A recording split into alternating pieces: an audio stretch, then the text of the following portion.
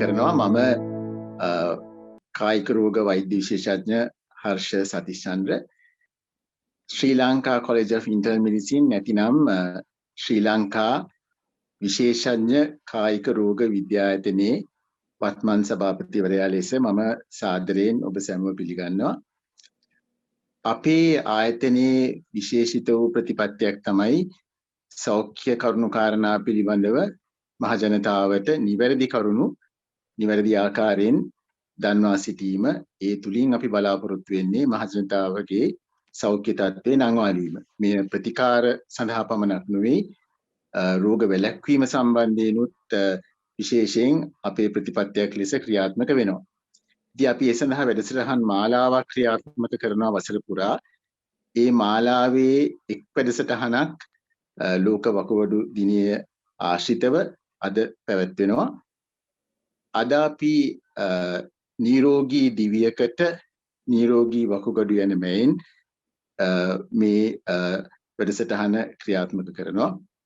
ඉතින් අද අපිට දේශකයන් වශයෙන් සහභාගී වෙනවා කායික රෝග විශේෂඥ සහ ජයවර්ධනපුර විශ්වවිද්‍යාලයේ වෛද්‍ය පීඨයේ මහාචාර්ය කමනි වනිගසූරිය මහත්මිය, ඒ වගේම කායික රෝග වෛද්‍ය විශේෂඥ කැලණිය විශ්වවිද්‍යාලයේ වෛද්‍ය පීඨයේ මහාචාර්ය ශාමිලාද සිල්වා මහත්මිය සහ වැඩසටහන මෙහෙයවීමේ වගකීම බාරගෙන ක්‍රියා කරනවා කායික රෝග විශේෂඥ රුහුණු විශ්වවිද්‍යාලයේ කරාපිටිය වෛද්‍ය පීඨයේ අරෝෂ දිසානායක මහතා.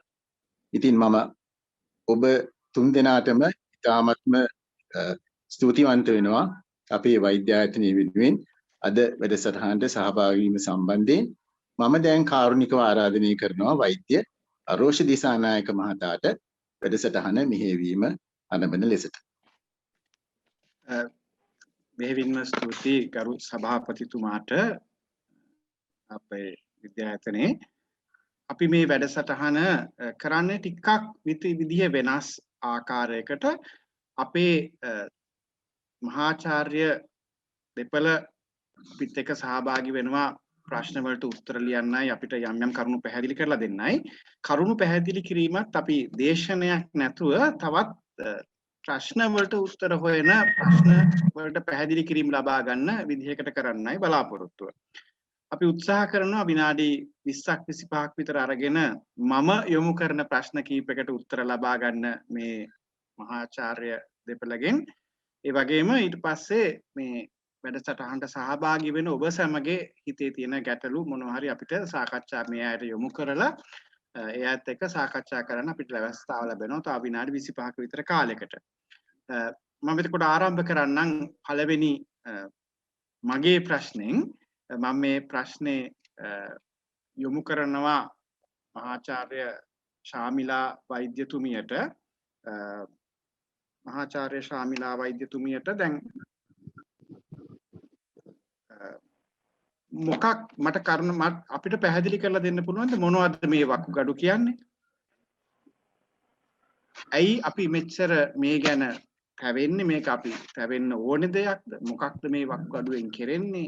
ඇයි අපේ හිතේ මේ වකුගඩු අසනීප ගැන යම් බයක් තියෙනවා. ඉතින් අපි මුලින් වකුගඩු මොකක්ද කියලා හඳුන්වලා දෙන්න. ඒකේ කාර්යභාරය හඳුන්වලා දෙන්න. මොකක්ද මේකේ වැදගත්කම කියලා පැහැදිලි කරලා දෙන්න කියලා මම මහාචාර්ය ශාමිලා වෛද්‍යතුමියට ආරාධනා කරනවා. ස්තුතියි අරෝෂ. වකුගඩු කියන්නේ බෝන්චි ඇටයක වගේ හැඩයක් තියෙන අවයව දෙකක්. මේ පින්තූරේ පේන විදිහට වකුගඩු තියෙන්නේ මාපට ඇඟිලි දෙක ඉනේ තියලා ඇඟිලි තමන්ගේ ඇඟිලි පිටිපස්සට දැම්මොත් පිටේ ඒ කියන්නේ පිට කොන්දේ ඇඟිලි මෙහෙම තිබ්බහම ඇඟිලි පිට කොන්දේ තියෙන තැන තමයි වකුගඩු දෙක තියෙන්නේ පිට කොන්දේ. මේ බෝන්චි ඇට වගේ තියෙන වකුගඩු දෙකේ ප්‍රමාණය මේ අත පිට මෙලෙව්වහම එන ප්‍රමාණය වගේ තමයි ප්‍රමාණය ඉන්නේ. රුධිරය පෙරෙන්නේ වකුගඩු වලින්. ඒ පෙරෙන රුධිරයෙන් ඉතුරු වෙන මුත්‍රා හීලි බට දෙකක් හරහා මුත්‍රාශයට එනවා. ඊට පස්සේ මුත්‍රාශයේ මුත්‍රා ගබඩා කරලා තියෙනවා. එතනින් තමයි එළියට එන්නේ මුත්‍රා බර ආවහම. දැන් මට කියන්න කැමතියි දැන් වකුගඩුවක ක්‍රියාකාරී කොටාශය කියලා කියන්නේ වෘක්ක හෙවත් ග්ලොමෙරුලස් කියන එක.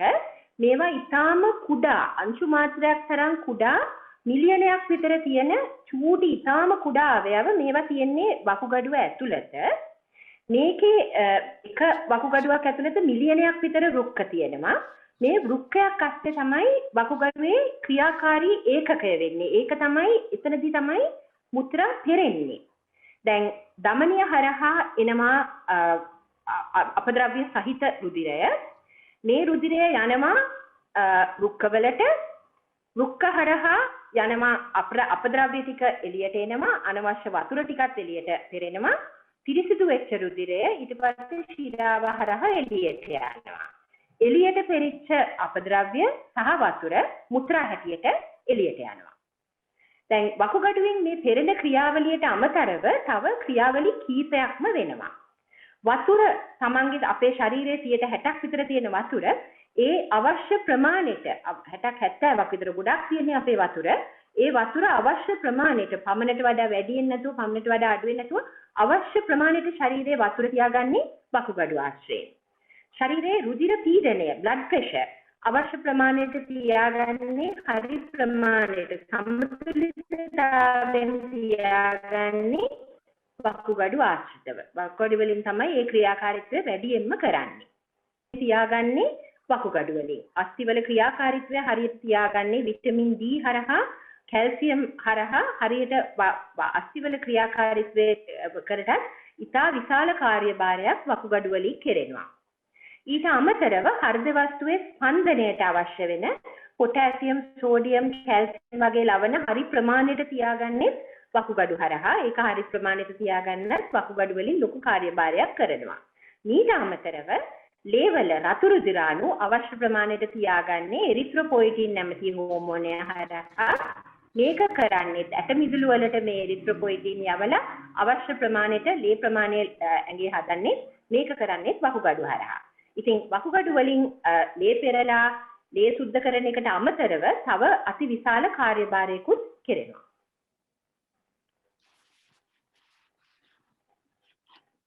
හරුෂ දැන් අපි වකුගඩුවේ ඇයි අපිට මෙච්චර වැදගත් වෙන්නේ කියලා අපි ශාමිලා වෛද්‍යතුමියගෙන් අහගත්තා. මගේ දෙවැනි ප්‍රශ්නේ යොමු කරනවා මහාචාර්ය කමනි වෛද්‍යතුමියට. දැන් මේ වකුගඩු වල අසනීප හැදෙනවනේ. දැන් අපි දන්න තරමට සමහර වකුගඩු ආශ්‍රිතව හැදෙනවා එච්චර බරපතල නැති අසනීපනේ. ඒ වගේම බරපතල අසනීපත් හැදෙනවා. අපිට පැහැදිලි කරලා දෙන්න පුළුවන්ද මේ කොටස් දෙකම ගැන? මොන වගේ වකුගඩුවේ හැදෙන අසනීපද එච්චර බරපතල නැතුව ඉක්මනින් හොඳ වෙලා යන්නේ? මොන වගේ වකුගඩු හැදෙන අසනීපද කාලයක් තිස්සේ පැවතිලා වකුගඩු වැඩ කරන්නේ නැතුව යන්නේ? අපිට මේ ගැන මේ වකුගඩු අසනීප ගැන පැහැදිලි කිරීමක් ඔබතුමීට කරලා දෙන්න පුළුවන් නම්? ඔව් අරුෂ. වකුගඩු නිරෝගීව පවත්වා ගැනීම ගැන කතා කිරීම මම හිතනවා ඉතාම කාලීන වගේම වැදගත් මාතෘකාවක්.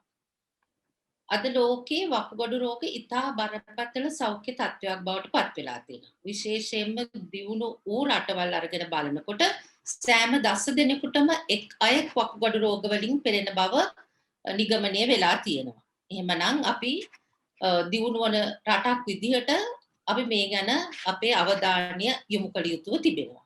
එතකොට අපි වකුගඩු රෝග ගැන කතා කරනවා නම් මම ඔබට කොටස් දෙකක් යටතේ වකුගඩු රෝග හඳුන්වා දෙන්න කැමතියි. නිතර දකින්නට ලැබෙන ඊතරම් බරපතල නැති රෝග තත්ත්ව සහ බරපතල රෝග තත්ත්ව.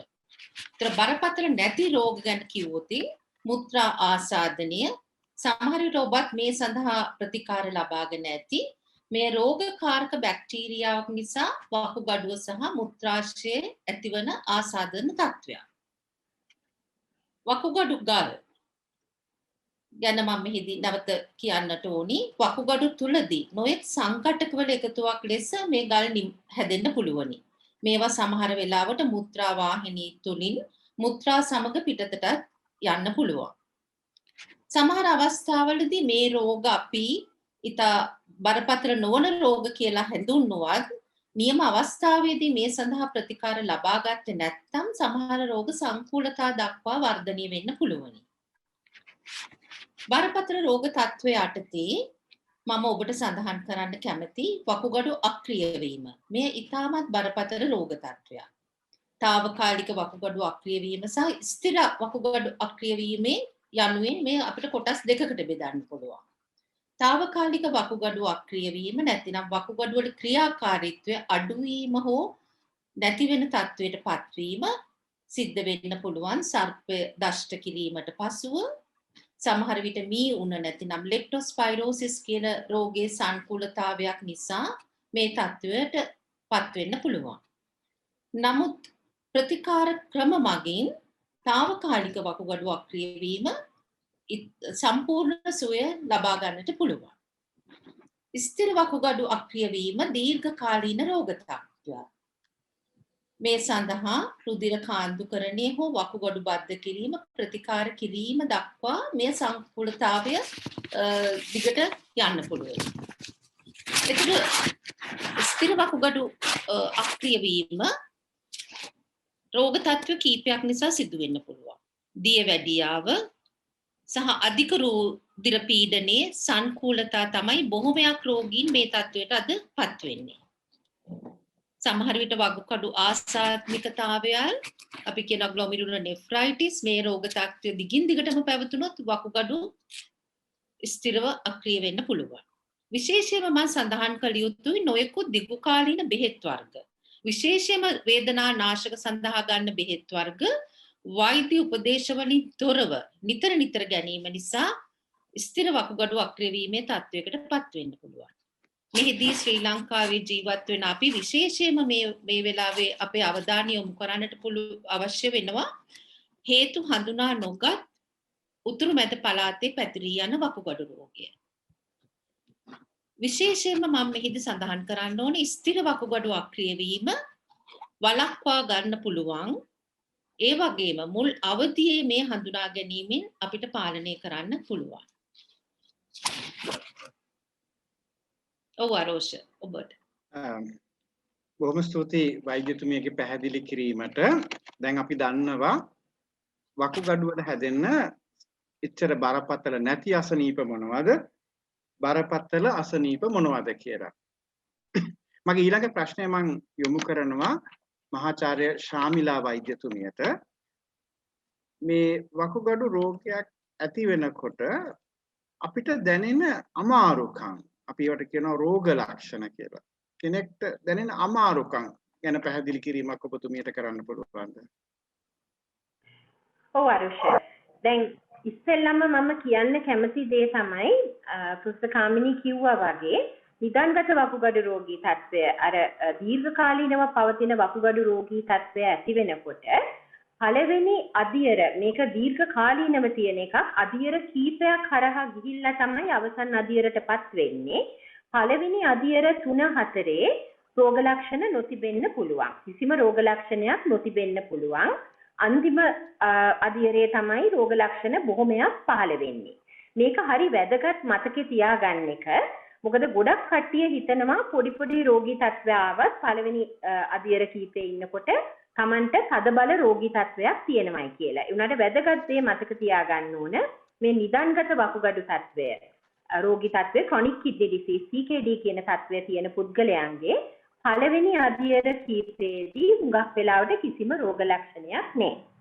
මේක මතක තියාගත යුතුයි.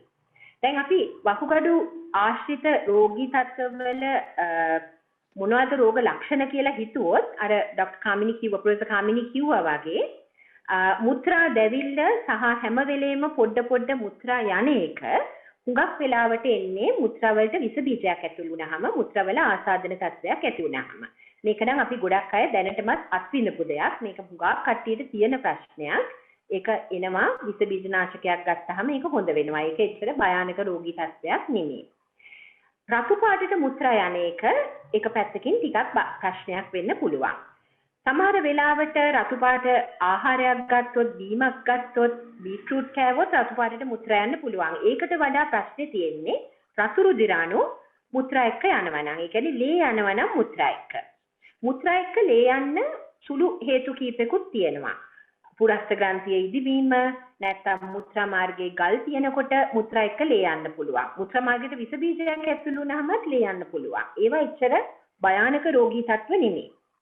ටිකක් භයානක රෝගී තත්ත්වයක් තියෙනවා. අර මං කලින් කිව්ව වෘක්ක ඒවත් ග්ලොමරියුලයි ඒ වගේ ආසාදන තත්ත්වයක් ඇති වුණොත් ග්ලොමරියුලර් නෙෆ්‍රයිටිස් කියන රෝගී තත්ත්වේ එතකොටත් මුත්‍රා රතු පාටට යන්න පුළුවන්.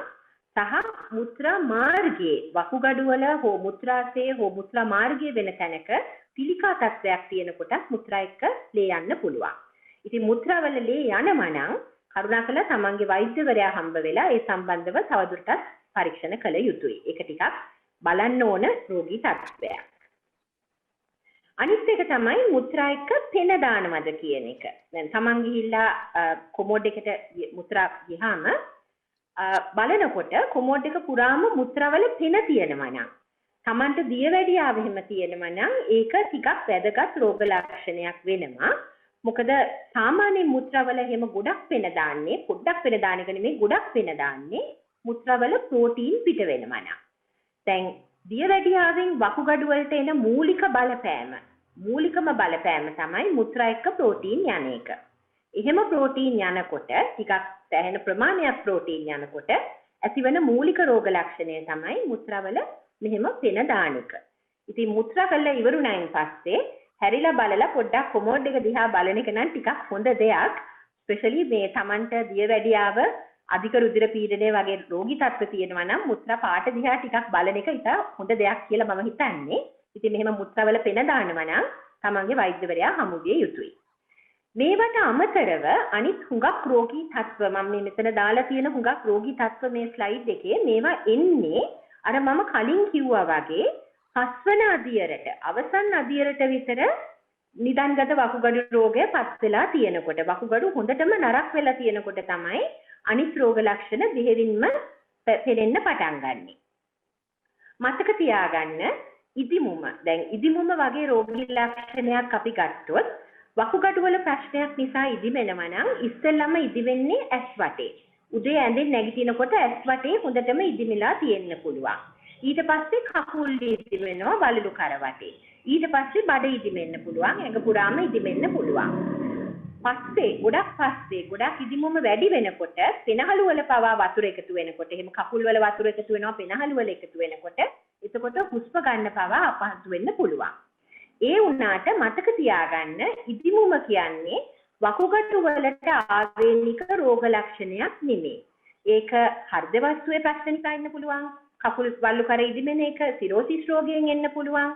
නැත්නම් තයිරොයිඩ් ආබාධ නිසා එන්න පුළුවන්. නැත්නම් කිසිම හේතුවක් නැතුව සාමාන්‍ය දෙයක් වෙන්නත් පුළුවන් කකුල් ඉදිමෙන එක. අපි ඔක්කොමලා දන්නවා දිග ගමනක් ගියොත් අපි කාර් එකක එක තැනක ඉඳගෙන ආයි නැගිටිනකොට කාර් එකේ කකුල් දෙක ඉදිමිලා තියෙනවා. ඒක සාමාන්‍ය දෙයක්. ඒක අපි හැමෝම අත්විඳලා තියෙන දෙයක්. ඒක රෝග ලක්ෂණයක් නෙමෙයි. ඉතින් කකුල් දෙක ඉදිමිච්ච ඵලයේද කලබල වෙන්න එපා. මට වකුගඩු ආබාධයක් තියෙනවායි කියලා. ඒ වගේම වකුගඩු රෝගී තත්ත්වයේ ටිකක් භයානක වේගෙන් එනකොට හතියෙන්න පුළුවන්. මොකද ඇඟිලි අඩු වෙන්න පුළුවන්. පපුවේ කැක්කුම් වෙන්න පුළුවන්. හෘද ආබාධ හැදෙන්න තියෙන ප්‍රවණතාවය වැඩි නිසා හැඩුවීම, ඇඟ කසන එක, හන්දි කැක්කුම්, කොන්දේ කැක්කුම් ඒ වගේ ප්‍රශ්නත් එන්න පුළුවන්.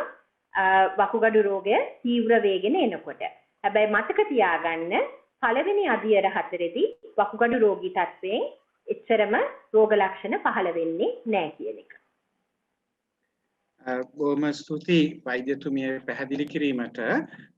ඒ වගේම මට වුමනයි මේ වෙලාවේ ආරාධනා කරන්න අපිත් එක්ක මේ වැඩසටහනට සහභාගී වෙලා ඉන්න අයට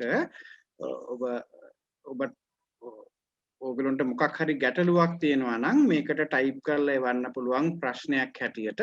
අපි මේ මූලික සාකච්ඡාවට යොමුනන් පස්සේ ඔයගලොන්ගේ ගැටලු තියෙනවා නම් අපිට ඒව ගැන වෙනම කතා කරන්න අපිට වෙලා තියෙනවා.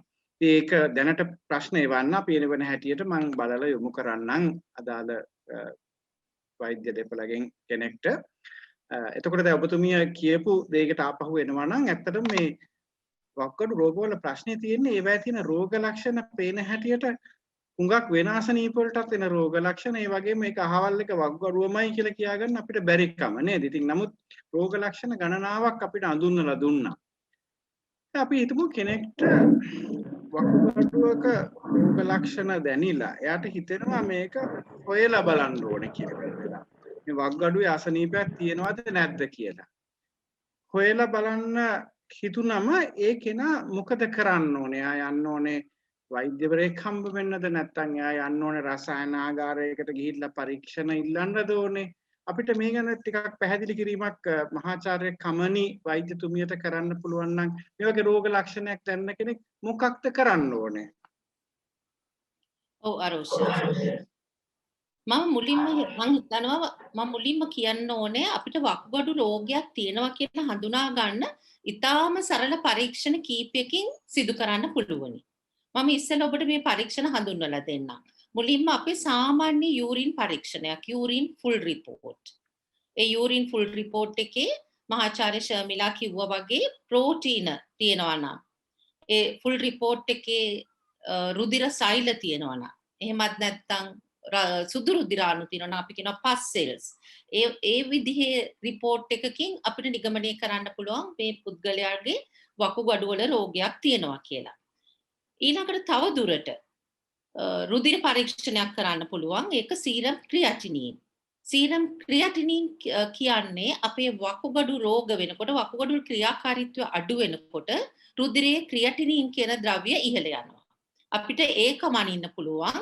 ඒතර සීරම් ක්‍රියැටිනින් පරීක්ෂාවේදී තත්ත්වය ඉහළ නම් වකුගඩු රෝගයක් තිබෙන බව නිගමනය කරන්නට පුළුවන්.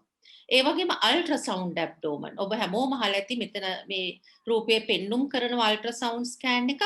ඒ වගේ ස්කෑන් එකකින් අපිට වකුගඩු වල ගල් තියෙනවා නම් ඒ පිළිබඳව නිගමනය කරන්න පුළුවන්. ඒ වගේම වකුගඩු වල සාමාන්‍ය සයිස් එක කීයද ඒ වගේ නොයෙකුත් වකුගඩු පිළිබඳ තවත් දේවල් අපිට අල්ට්‍රාසවුන්ඩ් එකකින් දැනගන්න පුළුවනි. ඒ වගේම urine albumin creatinine ratio කියන එක සමහරට ඔබ අහලා ඇති microalbumin urine microalbumin කියන ටෙස්ට් එක විශේෂයෙන්ම urine full report එකේ ප්‍රෝටීන් නැත්නම් ඊට පහළ ප්‍රෝටීන් සාන්ද්‍රණයක් තියෙනවද කියලා බලන්න තමයි මේ ටෙස්ට් එක කරන්නේ. එතන මේක විශේෂයෙන්ම දියවැඩියාව රෝගීන්ට වකුගඩු වලට බලපෑමක් තියෙනවද කියලා ඊටාම early stage එකේම දැනගන්න පුළුවන් මේ ටෙස්ට් එක.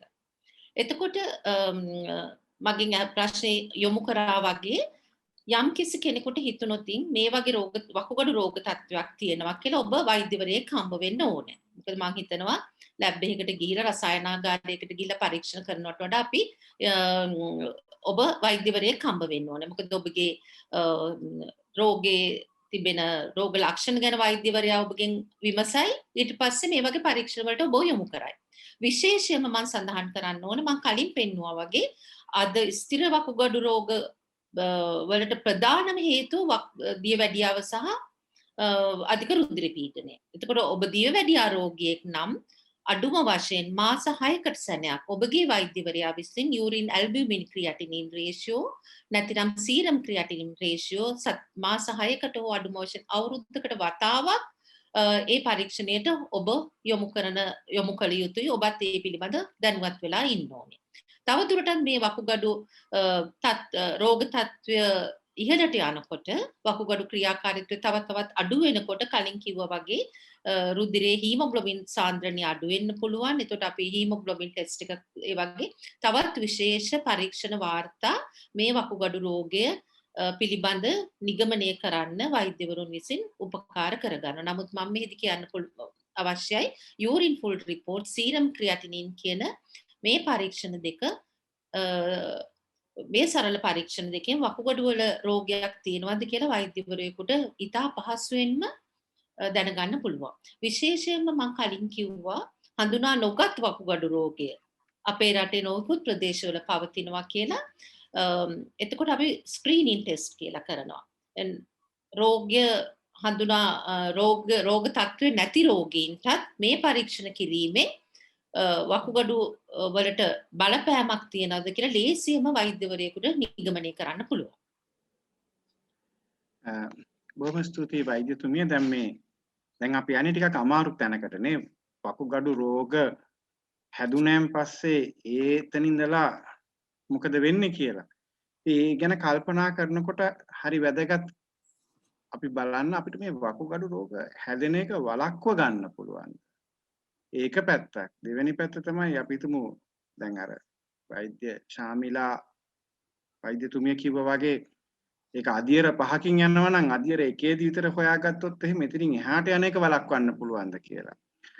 මගේ ප්‍රශ්නේ මම යොමු කරන්නේ මහාචාර්ය ශාමිලා වෛද්‍යතුමියට. ඔබතුමියට අපිට කතා කරන්න පුළුවන්ද මේ වකුගඩු රෝග වළක්ව ගන්න? ඒ කියන්නේ හැදිච්ච නැති අයට වළක්ව ගන්න විදි තියෙනවද? ඒ වගේම අධියර පළවෙනි අධීරයේදී විතර හොයාගත්තාන් පස්සේ එතනින් එහාට යන එක වළක්ව ගන්න එහෙම පුළුවන් කමක් තියනවාද? එහෙම එකක් බැරිද අපිට කරන්න? අපිට ඒ ගැන පැහැදිලි කිරීමක් කරන්න පුළුවන් නම් ඔබතුමියට?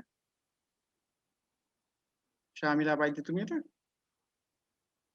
ශාමිලා වෛද්‍යතුමියගේ හඬ අපිට ඇහෙන්නේ නැහැ. අරෝෂ එහෙමනම් දැන් ඇහෙනවා. මේ ප්‍රශ්නේ මුල ටික ප්‍රොෆෙසර් කාමිනී කියයි. ඔව් නෑ මම හිතන්නේ අරෝෂ ඇහුවේ කෙනෙකුට වකුගඩු රෝගේ හැදුනොත් මූලිකවම අපි අඳුනගත්තාම ඒක දිගටම වැඩි වෙන එක වළක්ව ගන්න. ඇත්ත වශයෙන්ම පුළුවන්. අපි හිතමුකෝ දියවැඩියා රෝගියෙකුට අපි දැන ගන්නවා ඔහුගේ වකුගඩු වලට හානියක් සිදු වෙනවා කියලා. එතකොට නොයෙකුත් අපි හිතමුකෝ රුධිරයේ තිබෙන සීනි ප්‍රමාණය පාලනය කිරීමෙන් සහ වෙනත් විශේෂ බෙහෙත් වර්ග වලින් ඔහුගේ වකුගඩු ක්‍රියාකාරීත්වය ඉන්පිට අඩු වෙන එක අපිට වළක්ව ගන්න පුළුවන්. නමුත් අපි දැන් සාකච්ඡා දාම මුදගන්නට පැමිණලා තියෙනවා වකුගඩු රෝග වළක්වා ගන්නේ කෙසේද කියලා. එතකොට මේක හුඟක් වැදගත්. වකුගඩු රෝගයක් තිබෙන කෙනෙකුට වගේම වකුගඩු රෝග නැති නිරෝගී කෙනෙකුටත් ඒක ඉතාම වැදගත්. එතකොට ශරීරයේ ඕනෑම රෝගයකට වගේ අපි හුඟක් වෙලාවට ව්‍යායාම කරලා අපි කියනවා fit and active ඉන්නවා නම් අපි කාර්යක්ෂමව ඉන්නවා නම් වකුගඩු රෝග විතරක් හෘද රෝග විතරක් නෙවෙයි අපේ ඕනෑම අවයවයක තිබෙන රෝගයක් වළක්වා ගැනීමට ඉමහත් පිටුවහලක් වෙනවා. එතකොට අපේ රෝගීන්ගේ රුධිර පීඩනය සාමාන්‍ය තත්ත්වයේ තබා ගැනීම වකුගඩු රෝග වළක්වා ගැනීමට ඉතාම වැදගත් කාරණයක්. ඒ වගේම ඔබ නිරෝගී පුද්ගලයෙක් වුණත් අවුරුද්දකට සැරයක් ඔබගේ රුධිර පරීක්ෂණයක් පවත්වලා ඔබ දියවැඩියා රෝගයෙන් පෙළෙන්නේක්ද නැද්ද කියන එක දැන ගැනීම ඉතා සුදුසුයි. ඒ වගේම දියවැඩියා රෝගීන්ට ඔවුන්ගේ රුධිරයේ සීනි ඉතාම හොඳින් පාලනය කර ගැනීමෙන් වකුගඩු ප්‍රවේශම් කරගන්න පුළුවන්. ඒ වගේම රුධිර පීඩනය නෝමල් තත්ත්වයේ පාලනය කර ගැනීමෙන් වකුගඩු වලට වන හානිය අවම කරගන්න පුළුවන්. ඒ වගේම අද පෙනී ගිහිල්ලා තියෙනවා ස්ථූලතාවය නැත්නම් obesity වකුගඩු රෝග වලට ඉවහල් වෙන කාරණයක් කියලා. එම නිසා හොඳ ආහාර පාලනයකින් ඔබේ ස්ථූලභාවය අඩු කර ගැනීමත් වකුගඩු වලට ඉතාමත් නිරෝගීව සිටීමට උපකාරයක්. ඒ වගේම දුම්පානය විශේෂයෙන්ම වකුගඩු රෝග හදන්නත් පුළුවන්. වකුගඩු රෝග තිබෙන කෙනෙකුට දුම්පානය නිසා වකුගඩු රෝගය උච්ච අවස්ථාවකට පැමිණීමට ඉවහල් වෙනවා. එම නිසා මෙයත් ඉතාම වැදගත් දෙයක් වකුගඩු රෝග පාලනය කිරීමේදී. ඔබ බෙහෙත් වර්ග ගැනීමේදී විශේෂයෙන්ම පේන් කිලර්ස් නැත්නම් වේදනා නාශක බෙහෙත් ගැනීමේදී ඉතාම ප්‍රවේශම් වෙන්න ඕනේ. අද අපි දැකලා තියෙනවා ඕනෑම කෙනෙකුට කොන්දේ කැක්කම හැදුනොත් ෆාමසි එකට ගිහිල්ලා කොන්දේ කැක්කමට දෙන බෙහෙත් ටිකක් ඉල්ලගෙන ඇවිල්ලා ගෙදර ඇවිල්ලා ඒක බීලා හොඳයි කියලා ඉන්නවා. නැවත ඒක ගන්නවා. නමුත් ඔබ දන්නේ නැහැ. ඔබ දන්නේම නැතුව මේ බෙහෙත් ඔබේ වකුගඩුවට අතුරු ආබාධ ඇති කරන්න පුළුවන්. ඒ නිසා වෛද්‍යවරුන්ගේ උපදේශකින් තොරව දිගු කාලීන බෙහෙත් ගැනීමෙන් වැළකීම ඉතාම වැදගත්. ඒ වගේම සෝල්ට් ලුණු අධික ආහාර පාලනය කිරීමෙන් අපි වැළකී යුතුයි. ලුණු කෙලින්ම අපේ වකුගඩුවට හානි කර නැති වුණත් ලුණු වලින් කරන්න පුළුවන් අධික රුධිර පීඩනය ඇති කරන්න අපි දැන් කවුරුත් ඔබ දන්නවා අධික රුධිර පීඩනය වකුගඩු වලට හානි කරයි කියලා. ඒ වගේම පිරිසිදු වතුර පාලනය කරන්න ඕනේ. දවසකට දියර කොච්චර බොන්නද කියන එක හැමෝම හැමදාම අහන දෙයක්. අපි හිතනවා 2.5 ලීටර්ස් විතර නිරෝගී වැඩිහිටි පුද්ගලයෙකුට දිනකට වතුර අවශ්‍යයි. නමුත් ඔබ එළිය වැඩ කරනවා නම් අවුවේ ඉන්නවා නම් ඔබගේ පිපාසය සංසිඳන ප්‍රමාණයට ඊට වැඩියෙන් උනත් නිරෝගී පුද්ගලයෙකුට වතුර පානය කරන්න පුළුවන්. නමුත් ඔබ වකුගඩු රෝගීන් නම් මේ සෑම දෙයක් ගැනම විශේෂයෙන්ම වතුර පානය ගැන ඔබේ වෛද්‍යවරයා විසින් දෙන අදහස් ඔබ කරගෙන යන්න ඕන. මීට අමතරව අපේ රෝගී දියවැඩියා ප්‍රෙෂර් එහෙම තියෙන රෝගී ප්‍රජාව කරන තව පොඩි දේවල් ටිකක් තියෙනවා මම කැමතියි ඒවා ගැනත් පොඩ්ඩක් කතා කරන්න. මොකද ඒ වගේනොත් සෑහෙන බලපෑමක් තියෙනවා පස්සේ කාලෙක වකුගඩු රෝග ඇති වෙන්න. එකක් තමයි තමන් දන්නවා තමන්ගේ ප්‍රෙෂර් එක වැඩි නැත්නම් තමන්ගේ සීනි වැඩි කියලා. ඒ වුණාට කියනවා මට කිසිම රෝගයක් නැහැ මගේ ඇඟට මුකුත් අමාරුවක් නැහැ මට ලෙඩක් දැනෙන්නේ නැහැ කියලා බෙහෙත් ගන්නෙන්නේ නැහැ. බෙහෙත් ගන්නෙත් නැහැ. නිකන් ඉන්නවා. මට ප්‍රශ්නයක් නැහැ කියලා නිකන් ඉන්නවා. අන්තිමට වෙන්නේ වකුගඩු වල ක්‍රියාකාරීත්වයට ඒ අධික රුධිර පීඩනයේ ඒ සීනි බලපෑමක් වෙනකන් මුකුත්ම කරන්නේ නැහැ. ඔහේ ඉන්නවා මට අමාරුවක් නැහැ කියලා. ඒක එක ප්‍රශ්නයක්. දෙවෙනි ප්‍රශ්නේ තමයි මට ප්‍රශ්නයක් තියෙනවා මගේ සීනි වැඩි මගේ ප්‍රෙෂර් වැඩි කියලා දන්නවා. එනවා දොස්තර ළඟට බෙහෙත් ටික ගන්නවා. බෙහෙත් අරගෙන යනවා ගෙදර. දවස් 2-3ක් විතර බෙහෙත් ගන්නවා. ඒ පාර හිතනවා මට මේ බෙහෙත් ගන්න අවශ්‍යතාවයක් නෑ මට ලෙඩක් නෑ මට ඇඟට අමාරුවක් නෑ කියලා ටික දවසක් බෙහෙත් තරම් බෙහෙත් නතර කරනවා. මේකත් ඊටාම වැරදි දෙයක්. මොකද එතකොට දියවැඩියාව පාලනයකුත් නෑ අධික රුධිර පීඩනය පාලනයකුත් නෑ. අන්තිමට මේ දෙකේ ඒ රෝගී තත්ත්ව දෙක දිගටම තියෙනවා. අන්තිමට කෙලවර වෙන්නේ වකුගඩු රෝගී තත්ත්වයකින්. වකුගඩු වලට ඩැමේජ් එකක් වෙනවා ඒ රෝගී තත්ත්ව දෙකෙන්. තුන්වෙනි ප්‍රශ්නේ ගොඩක් කට්ටිය කරන එක තමයි අවුරුදු ගානකට දොස්තර හම්බෙන්නේ නැහැ ක්ලිනික් එකට එන්නේත් නැහැ.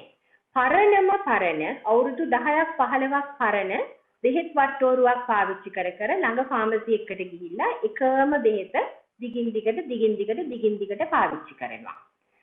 සීනි බැලෙන්නෙත් නැහැ, ප්‍රෙෂර් බැලෙන්නෙත් නැහැ, වකුගඩු බැලෙන්නෙත් නැහැ, කිසිම දෙයක් බැලෙන්නේ නැහැ. හැබැයි ඇහැව්වහම නම් කියන්නේ ඇයි මම බෙහෙත් ටික ගත්තනේ ඉතින් කොහොමද මගේ වකුගඩු නරක් වෙන්නේ කියලා. ප්‍රශ්නේ තියෙන්නේ අවුරුද්දෙන් අවුරුද්දට වකුගඩු බැලෙන්නෙත් නැහැ. නිකන් ඔහේ පරණ බෙහෙත් තුඩුවකින් අවුරුදු ගාණක් තිස්සේ මොකක් හරි ෆාමසි එකකින් බෙහෙත් ටික ගන්නවා. ඒක තවත් වැරැද්දක්. තවත් ප්‍රශ්නයක් තමයි එක එක අමාරුවට එක දොස්තරලා ළඟට යනවා. පපුවේ අමාරුවක් කියලා එක දොස්තර කෙනෙක් ළඟට. ප්‍රෙෂර් එකට තව දොස්තර කෙනෙක්. සීනි වලට තව දොස්තර කෙනෙක්. කොන්දේ අමාරු කියලා තව දොස්තර කෙනෙක්. අර ටීවී එකේ දැක්ක දොස්තර හොඳයි කියලා එයා ළඟට යනවා. අල්ලපු ගෙදර එක්කෙනා කිව්වයි කියලා තව එක්කෙනෙක් ළඟට යනවා. දොස්තරලා 5 දෙනෙක් විතර ළඟට යනවා. එක දොස්තර වෙන බෙහෙත් දෙනවා. දොස්තරලා දන්නේ මොනවද අනිත් අය දෙන්නේ කියලා. අන්තිමට ලෙඩා මෙච්චර විතර ලොකු බෙහෙත් මල්ලක් පාවිච්චි කරනවා. ලෙඩක් දන්නේ මොනවද ගන්න බෙහෙත් කියලා. දොස්තරලාත් දන්නේ මොනවද ගන්න බෙහෙත් කියලා. අන්තිම දේ වෙන්නේ වකුගඩු වලට හානියක් වෙන්න පුළුවන් හරියට බෙහෙත් ටික වැටෙන්නේ නැතිකොට. ඒක තව ප්‍රශ්නයක්. තවත් ප්‍රශ්නයක් තමයි අවුරුද්දෙන් අවුරුද්දට නැත්නම් මාස 6න් මාස 6ට දොස්තරලා මාරු කරනවා නැත්නම් ක්ලිනික් එක මාරු කරනවා. මේකත් අල්ලපු ගෙදර එක්කෙනා කිව්වා අර දොස්තර හොඳයි කියලා, මෙයා කිව්වා තව දොස්තර හොඳයි කියලා, නැත්නම් මේ ක්ලිනික් එක හොඳ නෑ අර ක්ලිනික් එක හොඳයි. ක්ලිනික් එක මාරු කරනවා, දොස්තර මාරු කරනවා. ඒකෙන් වෙන්නේ අර continuity of care කියන එක නැති වෙනවා. දීර්ඝ කාලීනව හරියට එක විදිහකට බෙහෙත් ටික වැටෙන්නේ, එක විදිහට හරියට පරීක්ෂණ ටික කෙරෙන්නේ. කැඩි කැඩි තමයි බෙහෙත් ටික වැටෙන්නේ. හරියට රෝගී තත්ත්ව පාලනය වෙන්නේ, කෙලවර වෙන්නේ වකුගඩු රෝගී තත්ත්වයකින්. ඒකත් එච්චර හොඳ දෙයක් නෙමෙයි. වැඩේ තියෙන්නේ ලෙඩා මතක තියාගන්න ඕන. දොස්තර කොච්චර මාරු වුණත්, ක්ලිනික් එක කොච්චර මාරු වුණත් ලෙඩා වෙනස් වෙන්නේ, ලෙඩේ වෙනස් වෙන්නේ නැහැ. ලෙඩත් එකයි ලෙඩෙත් එකයි. දොස්තර කොච්චර මාරු කරත් ඒක වෙනස් වෙන්නේ නැහැ. ඒක හැම ලෙඩාම මතක තියාගන්න ඕනේ. මොකද නැත්තම් අන්තිමට වෙන්නේ වකුගඩු රෝගෙට පරීක්ෂණ කෙරෙන්නෙත් නැහැ, තියනවද නැද්ද කියලා දන්නෙත් නැහැ, අන්තිම තත්ත්වයට එනකන් දන්නෙත් නැහැ. අනිත් ප්‍රශ්නේ තමයි ගොඩක් කට්ටිය කරන ප්‍රශ්නයක්. පරීක්ෂණ කරන්නෙත් නැහැ, නැත්තම් කරන පරීක්ෂණ ඔක්කොම ටික ගෙදර තියලා එනවා, නැත්තම් ඒවා නැති කරනවා. පරණ රිපෝට් ගේන්නෙත් නැහැ, පරණ රෙකෝඩ්ස් ගේන්නෙත් නැහැ, ක්ලිනික් පොත් ගේන්නේ නැහැ, තුණ්ඩු ගේන්නේ නැහැ, බෙහෙත් තුණ්ඩු ගේන්නේ නැහැ. ඒවා ඔක්කොම එක්ක නැති කරලා තියෙනවා, නැත්තම් ගෙදෙන්නේ නැහැ, පෙන්වන්නේ නැහැ. එතකොට දොස්තරට හරි අමාරුයි. කලින් වකුගඩු වල ක්‍රියාකාරීත්වය කොහොමද කියලා දන්නේ නැතිකොට අලුතෙන් බෙහෙත් දෙනකොට ඒවා නොදැන බෙහෙත් දෙන එක හරි අමාරුයි. ඒවා දැනගත යුතු දේවල්. ඉතින් දොස්තර කෙනෙක් හම්බෙන්න එනකොට පරණ රිපෝට්, පරණ රෙකෝඩ්ස් ඔක්කොම ටික අරගෙන එන්න දැනගන්න ඕන. මොකද වකුගඩු රෝගී තත්ත්වයක් තියෙනවා නම් ඒක ඊටාම වැදගත් දෙයක්. මේවා ඔක්කොම අපේ රෝගී තත්ත්ව තියෙන මහත්ම මහත්මීන්ලා කරන දේවල්. ඉතින් මේවා ගැන පොඩ්ඩක් සංකල්පනාවෙන් ඉන්න ඕන දේවල් කියලා තමයි මම නම් හිතන්නේ. අරෝෂ? බොහොම ස්තුතියි වෛද්‍යතුමිය. දැන් අපිට ප්‍රශ්නත් ඉදිරිපත් වෙනවා අපේ chat අවස්ථාවේ. ඒ වගේම Q&A තැනින් මම යෝජනා කරනවා තව ප්‍රශ්න තියෙනවා නම් අහන්න කියලා. ඒ ප්‍රශ්න වලට යොමු වෙන්න කලින් මට තියෙනවා අවසාන ප්‍රශ්නය ඔබ දෙපළට යොමු කරන්න. දැන් මේ එක එක විශ්වාස තියෙනවා වකුගඩු අසනීප හැදෙන්නේ අහවල් හේතුව හින්දා කියලා. ඒව අතරේ සමහර හරි විශ්වාසත් තියෙනවා. සමහරලාට වැරදි මතයන් වැරදි විශ්වාසත් තියෙනවා. එතකොට ඒවෙන් සමහර වෙලාවට හානි වෙනවා. ඔබ දෙපළට කතා කරන්න පුළුවන්ද? මම හිතන වෙලාව බෙදාගෙන කතා කරත් කමක් නැහැ. එහෙම නැත්නම් කෙනෙක් උත්තර දුන්නත් කමක් නැහැ. දකින්න වැරදි මිත්‍යා මත මොනවද කියලා ඉවරලා වකුගඩු අසනීප ආශ්‍රිතව තියෙන. අපි ශාමිලා වෛද්‍යතුමියගෙන් පටන් ගමුද? ප්‍රොෆෙසර් සාමිනී අනිත් ස්ලයිඩ් එක දාන්න. සමහර වැරදි මතමතාන්තර රැසක් තියෙන බව අපිට පෙනී යනවා. සමහරු හිතනවා වකුගඩු රෝග ඉතාම කලාතුරකින් හැදෙන දෙයක් කියලා. ඒක වැරදි මතයක්. අද සමාජයේ වකුගඩු රෝග ඉතාම බහුලයි.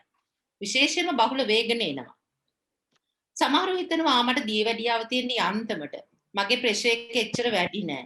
ඒක නිසා මට වකුගඩු රෝග හැදෙන එකක් නෑ කියලා. ඒකත් වැරදි මතයක්.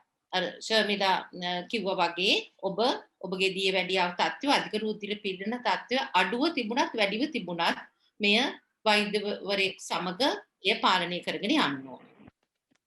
සමහරු හිතනවා මට දියවැඩියාව තියෙනවා නමුත් මට කිසිම රෝග ලක්ෂණයක් නැහැ. ඉතින් මට වකුගඩු රෝගයක් නැහැ. ඒක වැරදි.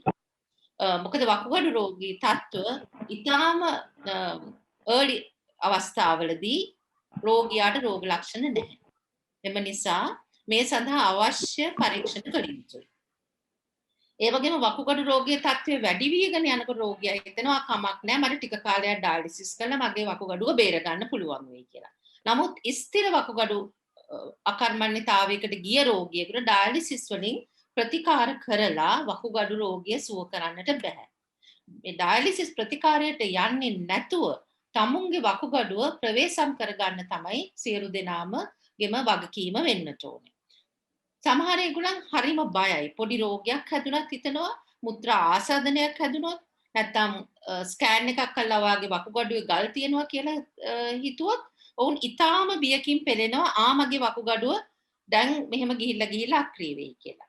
නමුත් එහෙම වෙන්නේත් නැහැ. වකුගඩු ගල් තියෙන සෑම කෙනෙකුගේම වකුගඩු අක්‍රිය වෙන්නේත් නැහැ. එම නිසා මේ හැම අවස්ථාවකදීම ඔබේ වෛද්‍යවරයාගෙන් අවශ්‍ය වෛද්‍ය උපදේශ ලබා ගන්න. ඒ වගේ වැරදි මතිමතාන්තර තිබේවා ඒ මගින් ගන්නට පුළුවන්. මම කැමති තව අපේ සමාජයේ තියෙන ඉතාම තදබල මිත්‍යා මතයක් ගැන කෙලින්ම කතා කරන්න. මෙට්ෆෝමින් නිසා වකුගඩු වල අකර්මණ්‍යතාවයක් ඇති වෙනවා කියන එක.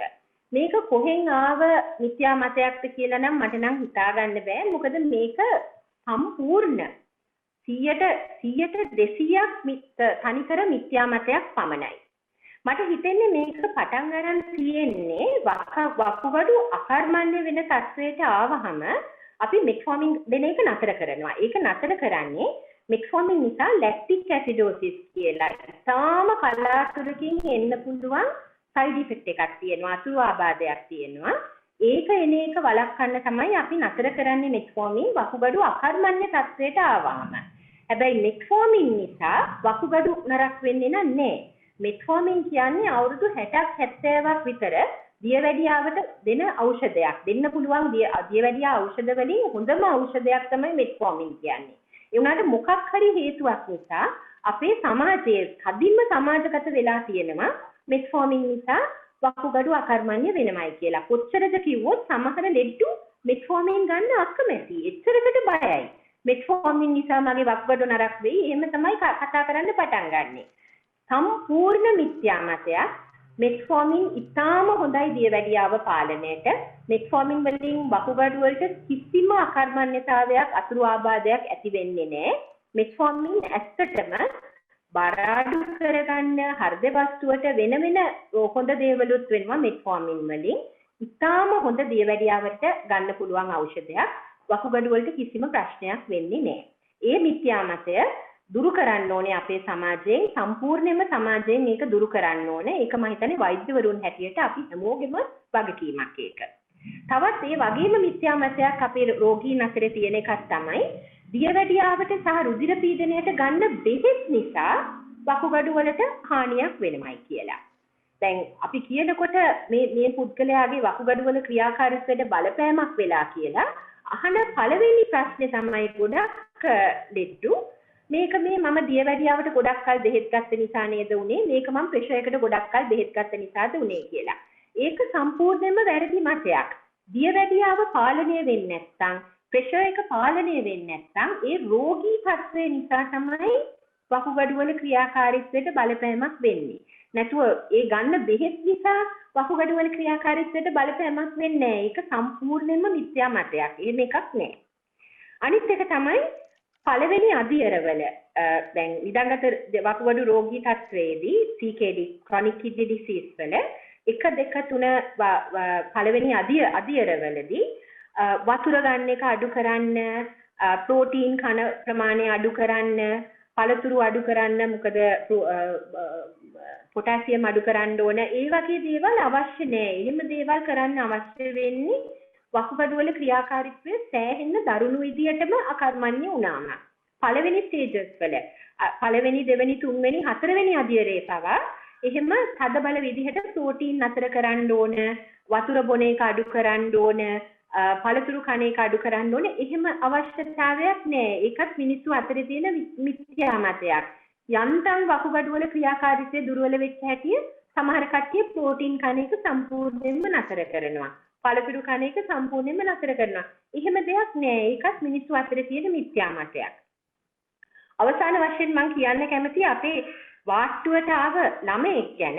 මේ එක ඖෂධ භාවිත කරලා ඇති වෙලා තිබිච්ච ප්‍රශ්නයක්. මේ ළමයා අපිට ආවේ හොඳටම ඉදිමිලා, මූණත් ඉදිමිලා, ඇඟත් ඉදිමිලා, හති දාගෙන, මොකද පෙනහළු වලත් වතුර එකතු වෙලා මුත්‍රා යන්නේ නෑ. දවසකට මුත්‍රා යන්නේ මිලිලීටර් 50ක් විතර.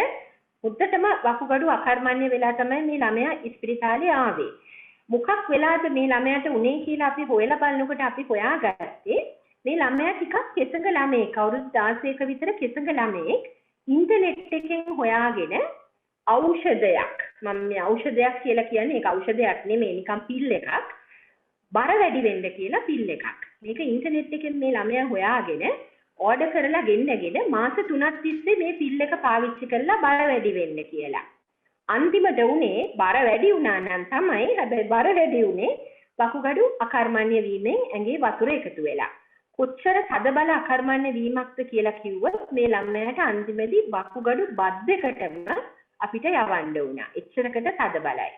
ඉතින් මේ කතාව මම මේ කියන්නේ ගණ්ඩ දේවල්, එක දේවල් කියලා බෙහෙත් ගන්නවා කට්ටිය, මහත් වෙන්න කියලා ගන්නවා, කෙට්ටු වෙන්න කියලා ගන්නවා, සුදු වෙන්න කියලා ගන්නවා, එක දේවල් කියලා ගන්නවා කට්ටිය බෙහෙත්, කැක්කුමට කියලා ගන්නවා. මොකද්ද මේ ගන්නේ? මේ බෙහෙත්ද නැත්නම් වෙන මොකක් හරි දෙයක්ද? මේකෙන් මගේ වකුගඩු වලට හානියක් වෙන්න පුළුවන්ද? මේ වගේ දේවල් ගැන පොඩ්ඩක් දැනුවත් විය යුතුයි. තමන් ගන්න දේවල් ගැන, තමන් ගන්න බෙහෙත් ගැන තමනුත් පොඩි වගකීමක් දරන්න ඕන.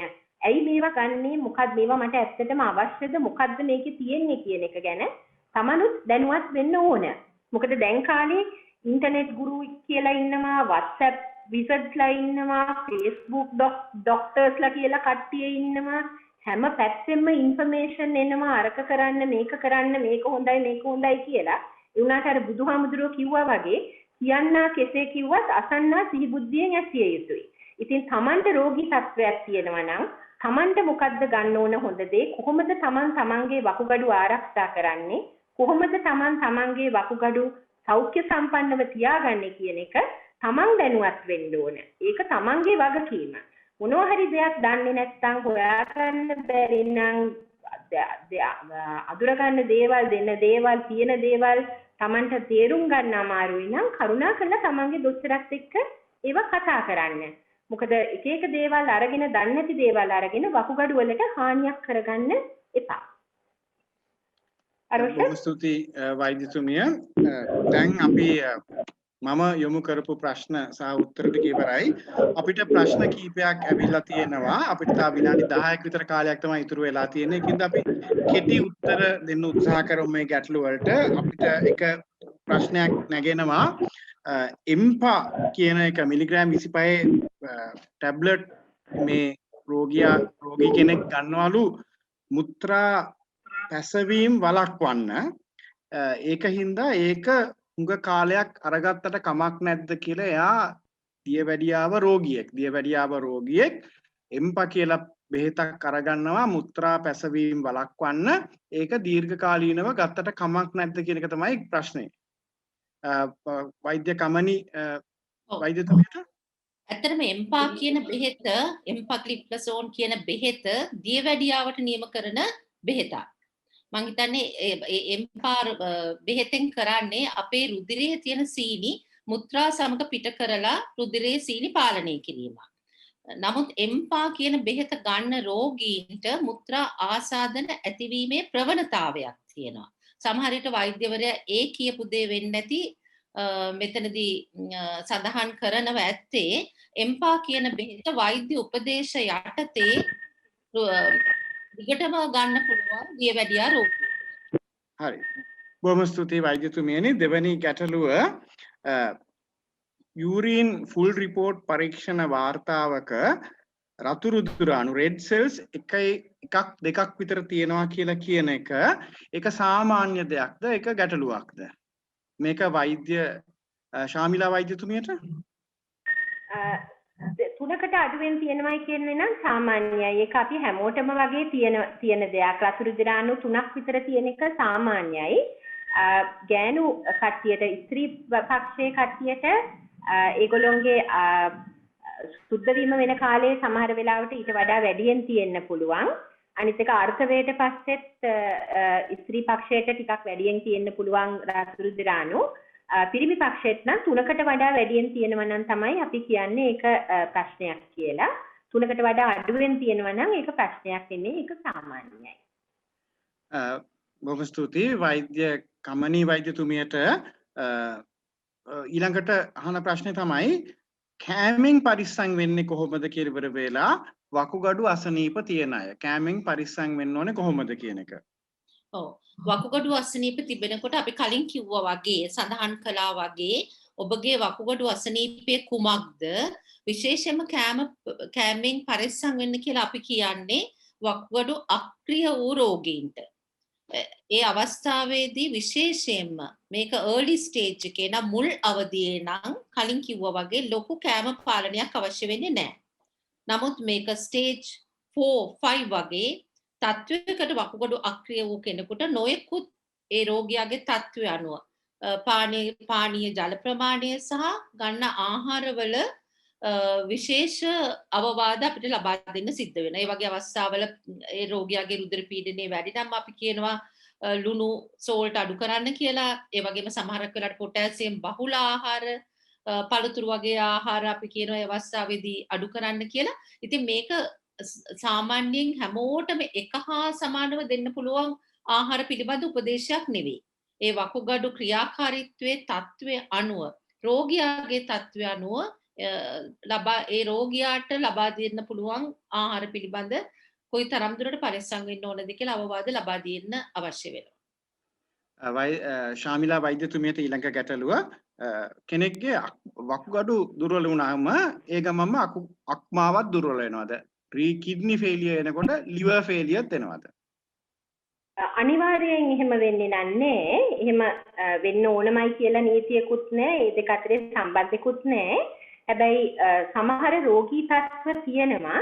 දැන් සිරෝසිස් රෝගය තියෙන කට්ටියට සමහර වෙලාවට අක්මාවේ ප්‍රශ්න තියෙනවා. සිරෝසිස් රෝගය කියන්නේ liver එකේ ප්‍රශ්න තියෙනකොට ඒ එකම වකුගඩුවේ ප්‍රශ්න ඇති වෙන්න පුළුවන්. අපි කියනවා හෙපටෝරීනල් සින්ඩ්‍රෝම් කියලා. වකුගඩුවේ ප්‍රශ්න ඇති වෙන්න පුළුවන්. ඒ වගේම අපි දන්නවා දැන් දියවැඩියාව තියෙන කට්ටියට දැන් කාලේ එක පැත්තකින් නිදන්ගත වකුගඩු රෝගී තත්ත්වය තියෙනවා chronic kidney disease. අනිත් පැත්තේ fatty liver එනවා අර non alcoholic fatty liver disease කියන එකත් එක්ක සිරෝසිස් රෝගී තත්ත්වයක් එන්න පුළුවන්. So ඒ දෙක එකට තියෙන්න පුළුවන් එකම පුද්ගලයාගේ වකුගඩු රෝග සහ අක්මාවේ රෝග එකට තියෙන්න පුළුවන්. හැබැයි අක්මාවේ රෝගී තත්ත්වයක් ඇති වෙච්ච පළියට ඒ ගමන්ම වකුගඩු වලත් රෝගී තත්ත්වයක් ඇති වෙනවා කියලා එහෙම නීතියක් නැහැ. ඒක අනිත් පැත්තට වෙන්නේ නැහැ. එහෙම අවශ්‍යම නැහැ. සමහර වෙලාවට අක්මාවේ රෝගී තත්ත්වයක් තියෙනකොට වකුගඩු වල ප්‍රශ්නයක් එන්න පුළුවන් සමහර වෙලාවට. බොහොම ස්තුතියි. මේක සාධාරණව කෙරෙන්න ඕන හින්දා මම මේ ප්‍රශ්න ආපු පිළිවෙලට තමයි ප්‍රශ්න අහගෙන යන්නේ. ඊළඟට මේ ඇඟ කසන එක නෑවට පස්සේ හරි දාඩි දැම්මට පස්සේ හරි මේක වකුගඩු අසනීපයක රෝග ලක්ෂණයක්ද? වෛද්‍ය කමනි වෛද්‍යතුමියට ප්‍රශ්නය. ඇඟ කැසීම වකුගඩු අක්‍රිය වීමේ රෝග ලක්ෂණයක්. නමුත් early අවස්ථාවේදී නෙමෙයි. ඒ එන ඇඟ කැසීම විශේෂයෙන්ම නෑවට පස්සේ එහෙම කියලා නෙවෙයි හැම අවස්ථාවකදීම තියෙන්න පුළුවන්. නමුත් සමහර රෝගීන්ට ඇඟ කැසීම තියෙන එක හැම වෙලෙම වකුගඩු රෝගයක රෝග ලක්ෂණයක් නෙවෙයි. ඒකයි අපි අඳුර ගන්න ඕනේ. හැම වෙලෙම කෙනෙකුට ඇඟ කැසුවා කියලා විශේෂයෙන් සමහරුන්ට නෑවට පස්සේ ඇඟ කස්සන එක වෙන රෝගයක්. ඒක හැමේ රෝගයක්. ඒ වගේ දෙයක් වෙන්න පුළුවන්. ඒක නිසා ඇඟ කැසීම වකුගඩු අක්‍රිය වීමේ රෝග ලක්ෂණයක් වුණත් ඒක වකුගඩු වල රෝග ලක්ෂණයක් විතරක් නෙවෙයි. ඒකයි පැහැදිලි කර ගන්න ඕනේ. බොහොම ස්තුතියි. ශාමිලා වෛද්‍යතුමියට අමාරු ප්‍රශ්නයක් යොමු කරනවා. ආයුර්වේද වෛද්‍ය විද්‍යාවේ පාවිච්චි කරන අරිෂ්ඨ වලින් වකුගඩු වලට හානියක් සිද්ධ වෙනවද කියලා? මම දන්න තරමින් නම් එහෙම කෙලින්ම හානියක් වෙනමයි කියලා අරිෂ්ඨ වලින් අපි ඔප්පු කරලා නෑ. මම දන්න තරමට නම් අනිත් එක එහෙම අරිෂ්ඨ වලින් වකුගඩු වලට හානියක් වෙනවයි කියලා එහෙම කෙලින්ම කියන එකත් මම නම් හිතන්නේ වැරදි. මොකද අපි කියන දේ අපි evidence based medicine තමයි අපි ප්‍රැක්ටිස් කරන්නේ. එහෙම කිසිම සාධාරණ සාධකයක් නැතුව හේතුවක් නැතුව අරිෂ්ඨ වලින් වකුගඩු වලට දුර්වලතාවයක් එනවා කියලා එහෙම කියන එක මම නම් හිතන්නේ වැරදි. එහෙම පරීක්ෂණ කරලා ඇත්තටම එහෙම පින්නන්න පුළුවන් නම් එහෙම ප්‍රශ්නයක් එනවා කියලා මම ඒක පිළිගන්නවා. ඒ වුණාට දැනට මම දන්න තරමට එහෙම මේ අරිෂ්ඨ වර්ගයෙන් මේ වකුගඩු රෝගී තත්ත්වය එනවා කියලා එහෙමනම් කවුරුත් එහෙම ප්‍රූව් කරලා නැහැ මම දන්න තරමට. හැබැයි එහෙම දේවල් වෙලා තියෙනවද කියන එක ඉතින් කියන්න ටිකක් අමාරුයි. මොකද සමහර කට්ටිය අපිට මං හිතන්නේ අපි ඔක්කොම වෛද්‍යවරුන්ට ඇවිල්ලා තියෙනවා ලෙඩ්ඩු වකුගඩු ආසාදන තත්ත්ව වකුගඩු වල ප්‍රශ්න ඇතුව ඇවිල්ලා තියෙනවා. අපි හොයනවා ඒකට හේතුවක්. තියෙන එකම දේ අපිට හොයාගන්න පුළුවන් මොකක් හරි අරිෂ්ඨයක් හරි කල්කයක් හරි මොකක් හරි එකක් පාවිච්චි කරා කියන එක පමණයි අපිට තියෙන හොයාගන්න පුළුවන් එකම හේතුව. ඉතින් ඒක නිසා මේ ප්‍රශ්නේ උනාද කියලා 100% අපිට කියන්න පුළුවන්ද කියන එක නම් ටිකක් අමාරුයි කියන්න. ප්‍රශ්නේ තියෙන්නේ අපේ රටේ තාම මේ සම්බන්ධව ඇති වෙන්න පරීක්ෂණ කරලා නැහැ. පරීක්ෂණ කරලා මදි. ඉතින් හරියට පරීක්ෂණ කරන්නේ නැතුව එයාට මෙයාට මේක වැරදි මේකෙන් තමයි මේක ආවේ කියලා කියන්න ටිකක් අමාරුයි.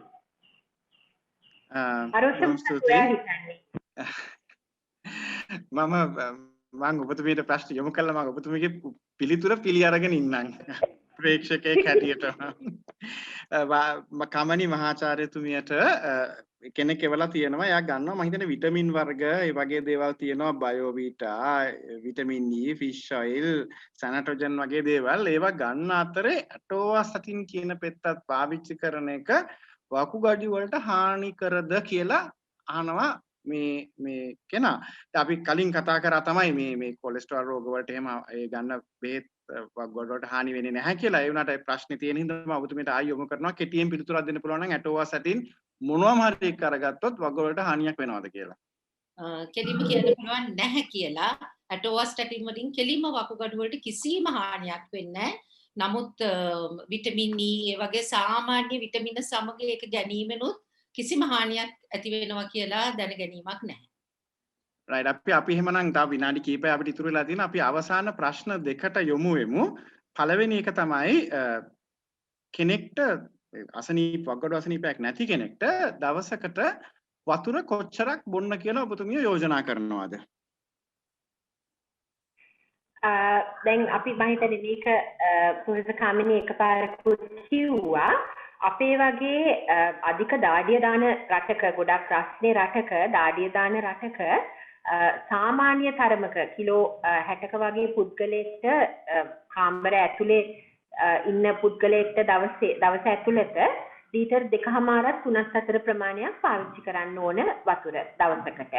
මොකද අපි ගොඩක් දාඩිය දානවා. දාඩිය දාන නිසා ඒකට ඇති වෙන්න අපි ලීටර් 2.5ක් 3ක් විතර බොන්න ඕන. වැඩියෙන් වැඩ කරනවා නම් අවුවේ වැඩ කරනවා නම් ගොඩක් තිබහ දැනෙනවා නම් එහෙම පුද්ගලයෙක්ට ඊට වඩා වැඩියෙන් වතුර බොන්න අවශ්‍යයි. බොහොම ස්තුතියි. දැන් අපි මෙහෙමයි කරන්න යන්නේ. මම අවසාන ප්‍රශ්නය යොමු කරනවා කමනි මහාචාර්යතුමියට. ඊට පස්සේ ප්‍රශ්නෙට උත්තර දුන්නාට පස්සේ මම ඔබ දෙපළට විනාඩියක් දෙනවා අවසාන ගෙදර යනකොට අපි ගෙනියන්න ඕනේ පණිවිඩය මොකක්ද කියලා මේ වැඩසටහන සහභාගී වෙච්ච අයට කියන්න කියලා මම දෙන්නට විනාඩිය දෙනවා. ඊට මොහොතකට කලින් මම වෛද්‍ය කමනි මහාචාර්යතුමියට යොමු කරන ප්‍රශ්නේ තමයි දැන් මේ සාකච්ඡාවේදී අපි කිව්වේ මේ වක්ගඩු පිළිබඳව ගැටලුවක් Tamange හිතේ තියෙනවා නම් ඒ වගේ වෙලාවට අපි පවුලේ වෛද්‍යවරයා එහෙම නැත්නම් කායික රෝග විශේෂඥ වෛද්‍යවරයෙක් හම්බ වෙලා ඒව ගැන හොයලා බලලා බෙහෙත් කරනවා කියලා ප්‍රශ්නයක් තියෙනවා. කොයි අවස්ථාවේදීද රෝගියෙක් වකුගඩු පිළිබඳව විශේෂඥ වෛද්‍යවරයෙක් ඒ කියන්නේ නෙෆ්‍රොලොජිස්ට් කෙනෙක් වෙත යන්න ඕනේ කොයි අවස්ථාවේදීද කියන එක ඒක තමයි අපිට ලැබිලා තියෙන අවසාන ප්‍රශ්නය. ඒකට කමනි මහාචාර්යතුමීට උත්තරයක් දෙන්න පුළුවන් නම් දෙන්න ටිකක් අමාරුයි. මොකද මේ වකුගඩු රෝගය මොන විදිහ ප්‍රතිකාර ක්‍රමයක් අවශ්‍යද කියන එක මත තමයි විශේෂයෙන්ම නෙෆ්‍රොලොජිස්ට් කෙනෙක් බලන්න ඕනේද කියලා තීරණය කරන්නේ. ඉතින් මම මේ අවස්ථාවේදී හිතන්නේ හුඟක් වෙලාවට මේ අපි කලින් කිව්වා වගේ වකුගඩු රෝගයක් තිබෙනවද කියලා හඳුනා ගැනීම සහ මූලිකව ඒ වකුගඩු රෝගයට ප්‍රතිකාර කරන්න ඔබගේ පවුලේ වෛද්‍යවරයාට හැකියාවක් තියෙන්න පුළුවන්. එහෙම නැත්නම් කායික වෛද්‍යවරයෙකුට හැකියාවක් තියෙන්න පුළුවන්. නමුත් මේ වකුගඩු රෝගය අපි හිතමුකෝ වකුගඩු අක්‍රිය වීම ඒක මුල අවස්ථාවේදී ප්‍රතිකාර කරන්න පුළුවන්. නමුත් ස්ටේජ් 4 වලින් ඉහළට යනවා නම් මේ රෝගියාව නෙෆ්‍රොලොජිස්ට් කෙනෙකුට යොමු කරන්න පුළුවන්. ඒකට මම හිතනවා කොයි අවස්ථාවේදී කියලා හරියටම උත්තරයක් දෙන්න මට අමාරුයි. රෝගියාට තිබෙන රෝගය අනුව නියමිත අවස්ථාවේදී වෛද්‍යවරුන් නෙෆ්‍රොලොජිස්ට් කෙනෙකුට ඒ රෝගීන් යොමු කිරීම සිදු කර යුතුයි. සිදු කිරීම සිද්ධ වෙනවා. හොඳයි. දැන් අපි ඇත්තටම මේ වැඩසටහන යොදාගත්තේ පැයක කාලයක් සඳහා. දැන් අපේ පැය හමාර වෙනවා.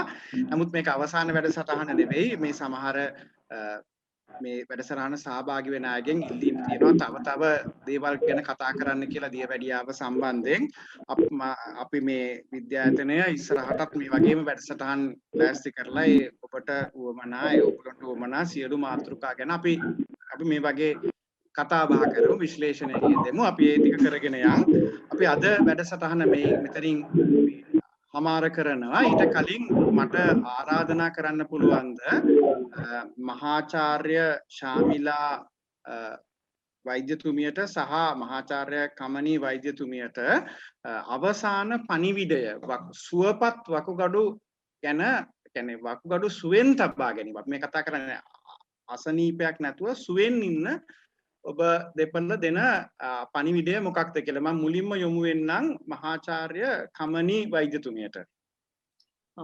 මේ සාකච්ඡාවෙන් ඔබට වැටහෙන්නේ නැති ඔබගේ වකුගඩුව කොයිතරම් ඔබට සම්පතක්ද නිරෝගීව සිටින්න. ඒ වගේම වකුගඩු රෝගයක් හැදුනොත් ඔබට ප්‍රතිකාර ක්‍රම ඊටාම සංකූලයි ඉතාමත් සංකීර්ණයි. එම නිසා ඔබගේ වකුගඩුව ගැන දැනුවත් වෙන්න, රෝග ගැන දැනුවත් වෙන්න ඔබගේ වෛද්‍යවරයා හෝ කායික වෛද්‍යවරයා සමග ඔබගේ වකුගඩුව පිළිබඳව අවශ්‍ය පරීක්ෂණ කරලා නිරෝගී වකුගඩුවක් තබා ගැනීමට ඔබට අවස්ථාව ලැබේවා කියලා තමයි මම ප්‍රාර්ථනා කරන්නේ. වෛද්‍ය මහාචාර්ය ශාමිලා වෛද්‍යතුමිය මට කියන්න තියෙන්නේ දියවැඩියාව සහ අධික රුධිර පීඩනය තමයි වකුගඩු රෝගවලට එන මූලිකම හේතු දෙක. ඔබට ඒ රෝග තත්ත්ව තියෙනවා නම් කරුණා කරලා ඒ දෙක හරියට පාලනය කරන්න. මොකද එතකොට ඔයාට ඒ වකුගඩු ගැන කලබල වෙන්න, බය වෙන්න කිසිම හේතුවක් එන්නේ නැහැ ඉස්සරහට. ඒ දෙක හරියට පාලනය කරගත්තොත් දියවැඩියාව සහ ප්‍රෙෂර් එක අනිත් එක තමයි මට දෙන්න ඕනේ අවසානම පණිවිඩය තමයි මෙට්ෆෝමින් වලින් වකුගඩු වලට මොකුත් වෙන්නේ නැහැ. මෙට්ෆෝමින් වකුගඩු වලට හානි කර නැහැ. ඒක තමයි මට දෙන්න ඕන වැදගත්ම පණිවිඩය. බොහොමත්ම ස්තුතියි. දැන් අපි අපේ මේ වැඩසටහනේ නිමා කරන්නයි හදන්නේ. අපිට ඉල්ලීමක් තියෙනවා මේ වැඩසටහන සහභාගී වෙච්ච කෙනෙක්ගෙන් මේකේ රෙකෝඩින් එකක් ඒක ඒගොල්ලන්ට ලැබෙන්න සලස්වන්න කියලා. මගේ දැනුමේ හැටියට මේකට සහභාගී වෙනකොට ඊමේල් ඇඩ්‍රස් එකක් අපිට ලැබෙනවා. ඉතින් ඒ ඊමේල් ඇඩ්‍රස් එක අපි ගාව තියෙනවා නම් මම මේකේ රෙකෝඩින් එකක් අනිත් අයට බෙදන්න ඒගොල්ලන්ට එවන්න කියලා තියෙනවා. ඉතින් අපි ඒක කරන්න පුළුවන් වෙයි කියලා මම විශ්වාස කරනවා. අපිට දවසක් දෙකක් දෙන්න අපි ඒ ගැන අවශ්‍ය දේවල් කරලා දෙන්නම්. මම මේ අවස්ථාව ගන්න ඕනේ ස්තුති කරන්න අපේ වත්මන් සභාපති විශේෂඥ වෛද්‍ය කායික වෛද්‍ය හර්ෂ සතිස්චන්ද්‍ර මැතිතුමාට වෛද්‍යතුමාට ඒ වගේම අපිට හුඟක් දැනුම අපිත් එක්ක බෙදාගත්ත මහාචාර්ය කමනී වෛද්‍යතුමියට සහ මහාචාර්ය ශාමිලා වෛද්‍යතුමියට ඒ වගේම මේක මේ හැමෝමත් එක්ක බෙදා ගන්න අපිට උදව් කරපු ගෙට්ස් සමාගමේ සමන් දිසානායක මහතා ඇතුළු සෙසු කාර්ය මණ්ඩලයට ඒ වගේම ඒ කොටම වැඩි වටිනාකම තියෙන අතර මේකට සහභාගී වෙච්ච ඉතුරු අය